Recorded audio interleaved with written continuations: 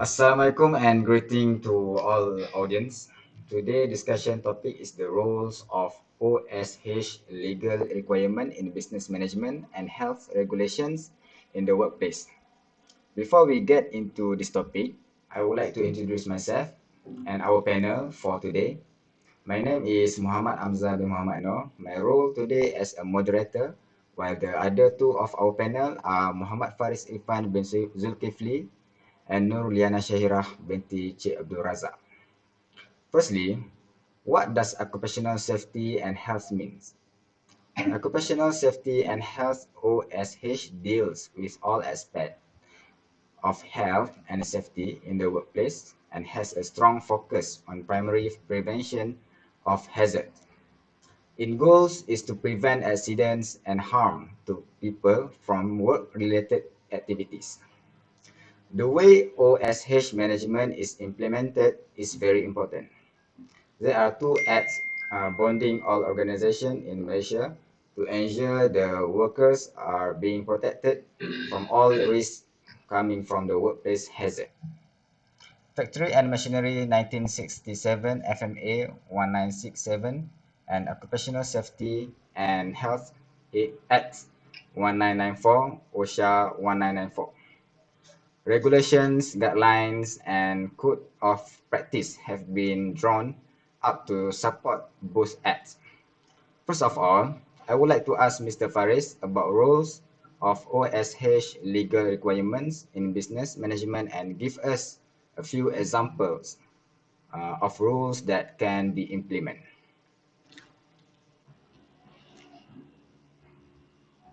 Okay, thank you, Muhammad Amzar, for the brief explanation regarding the Occupational Safety and Health Act 1994.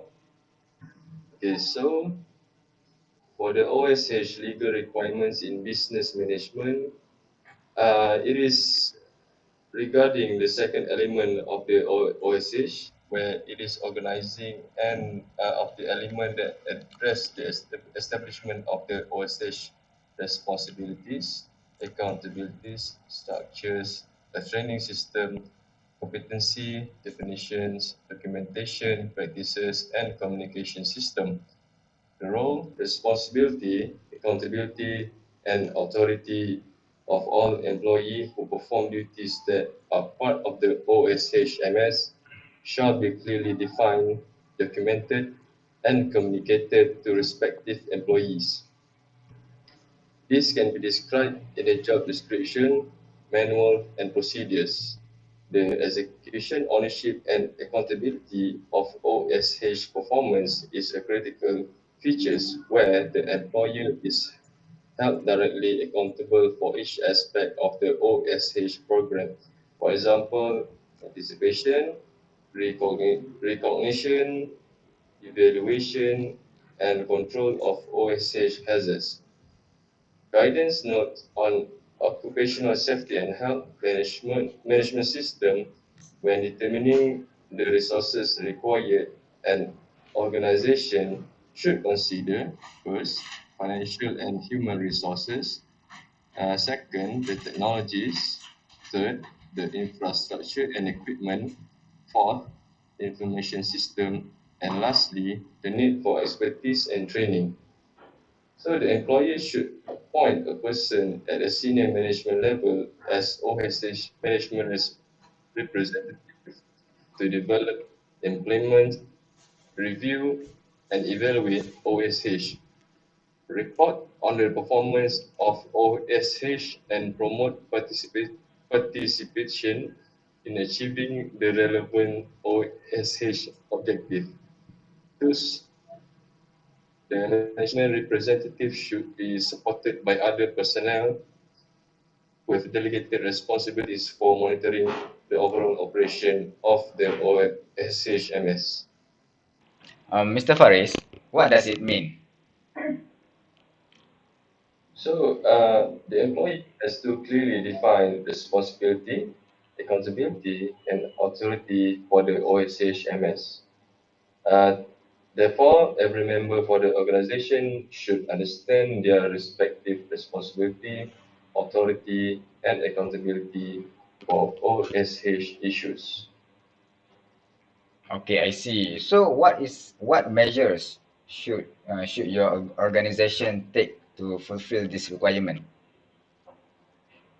In my opinion, the organization should ensure that every employee is accountable for their health and also for their co-employees. They should also consider incorporating this accountability into job descriptions where there exists and make a point of reviewing it during performance approvals. Okay, thank you, Mr. Faris, for your input information about the roles of OSH.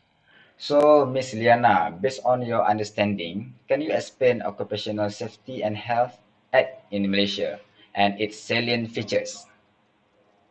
All right, so thank you, Mr. Amzar, uh, the moderator for our talk for today, and Mr. Faris for his briefing. So I will explain regarding Occupational Safety and Health Act in Malaysia. So regarding Occupational Safety and Health Act of 1994, which is Act 514, it is a legal foundation for promoting, stimulating and encouraging high standards of safety and health at work. As stated in Act 514, the responsibility for occupational safety and health at the workplace are shared between the employees and employers, since the employers are the ones who provide the working environment which gives rise to hazards at work, and the employees are the ones who have to work with this hazard. In order to implement an effective safety organization and performance under the self-regulatory method, the employer must create self-regulation schemes that are tailored to the business or the industry. In order to discuss any matter pertaining to workplace safety and health, employers, employees, and the government must interact with one another. Additionally, in order to protect and enhance workplace safety and health, employers and employees must work together. Oh, I That is see. my information. Okay, thank you, Ms. Liana. So, what is the purpose of X 514?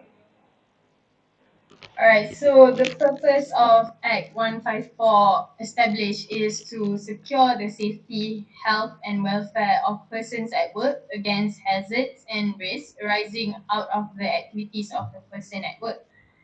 Other than that, it also promotes an occupational environment for persons at work which is adapted to their psychological and physiological needs.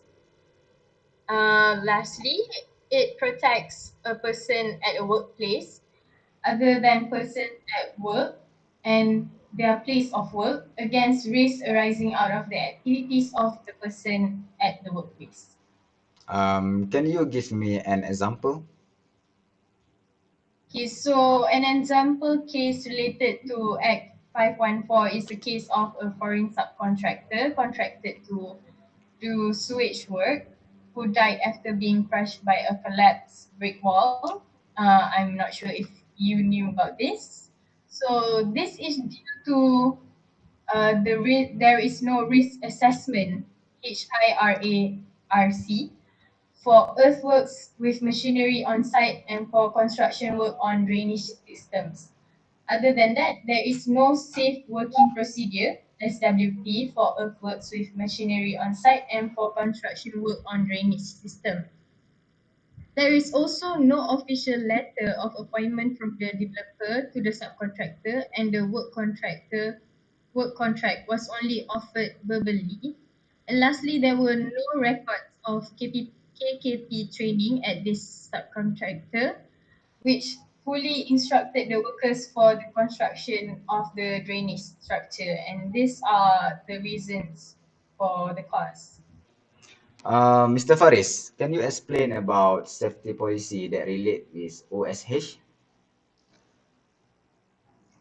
Okay, thank you for the question, Mr. Amzar. So regarding the safety policy, it is a recognized written statement of its permit to protect the health and safety for the employees, as well as the surrounding community. An OSH policy is a written document that expresses the organization's commitment to the health, safety, and well-being of its employee. It serves as the foundation for efforts to create a suitable working environment. The policy should have an impact on all activities, including the selection of people, equipment, and materials, the way work is done, and how goods and services are designed and delivered. So set a clear policy statement for the safety and health. The policy statement can be brief, uh, as mentioned below. So firstly, commitment to prevent work-related incident. For example, an organization is committed to take every reasonable effort to eliminate the hazard that cause accidents and injuries. And second, commitment to comply with relevant national OSH legislations and other requirements to which the organization subscribe. Uh, I give you some example. We organize that employees have the right to work in a safe and healthy environment consistent with the national occupational safety and health laws and regulation and any other requirements the organization subscribes to. Third, the management team must committed to protect the safety and health for the employees. Uh, an organization is committed to ensuring the safety, health, and welfare of its employee and any other people who may be affected by the organization's operation, including the society. So the fourth, the management's commitment to improve the performance of the OSHMS. Uh, Thus, the organization is committed to continually improve the OSH performance by improving the implementation of the OSHMS. And fifth, uh, for the person who is responsible for occupational safety and health policy. It is the responsibility of the management to develop, implement, and review in participation with its employees and organizations of occupational safety and health policy. And next, the general responsibility of all employees, which we can conclude that all employees are required to understand the policy and their responsibility to support the organization in achieving the OSH policy that has been set. So I will add on some points. So the policy statement may include first, safety and health shall not be sacrificed for expediency. I give you some brief example. So there are no job is to be regarded so urgent that time cannot be taken to do it in a safe manner. The welfare of the individual is our greatest concern. Disregard or willfulness violations of this policy by employees at any level may be considered cause for disciplinary action in accordance with the organization's policy. Second, unacceptable performance of safety and health duties would not be tolerated. Generally, all employees, subcontractors, supervisors, and visitors will be held accountable for their safety and health performance. And lastly, the organization's basic safety and health philosophy. Generally, an organization must concern about the safety and health of all people employed within the facility, residents, and those visiting the facility are considered to be utmost importance. And lastly, the policy should be firstly drawn in participation with employees and their representatives. Two, stated in clear, unambiguous, and unequivocal terms. signed by the most senior accountable person in the organization, and most importantly, keep it up to date. And next, communicate to employees and individual or group concerned with the affected by the OSH performance. And lastly, to adherate to in all work activities. That's all. Okay, thank you, Mr. Faris, because explaining to us about safety policy. Okay, Yeah, now, I knew it. oh my God. Okay, Mr. Faris, thank you because explaining to us about the safety policy. Okay, now question for Miss Liana. Can you clarify the background that drives the existence of OSH in Malaysia? Okay, so the background that drives the existence of OSH in Malaysia is basically the National Council for Occupational Safety and Health, OSH, in short form. It's a supreme authority under the Ministry of Human Resources that determines the direction and policy of the state in respect to occupational safety and health in Malaysia. Section 8 of the Occupational Health and Safety Act of 1994 mandated its establishment in 1995, which is Act 514. The primary goal of NCOSH formation is a continual government effort to protect the safety, health, and welfare of people in the workplace. As a result, NCOSH has matured and is always seeking to enhance occupational health and safety in order to make safe and healthy work practices a part of Malaysian culture. This project is based on three-tiered approach to cultural practice.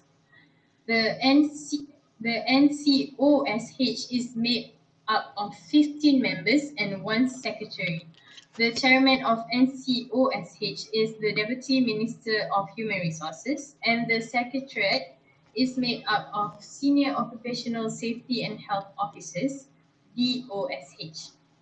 The council is made up of government officials, which is 5, and 3 people are employers, and 3 of them are employees. Professional and volunteer organizations are 4 per person, including a woman, and observers are 6 of them.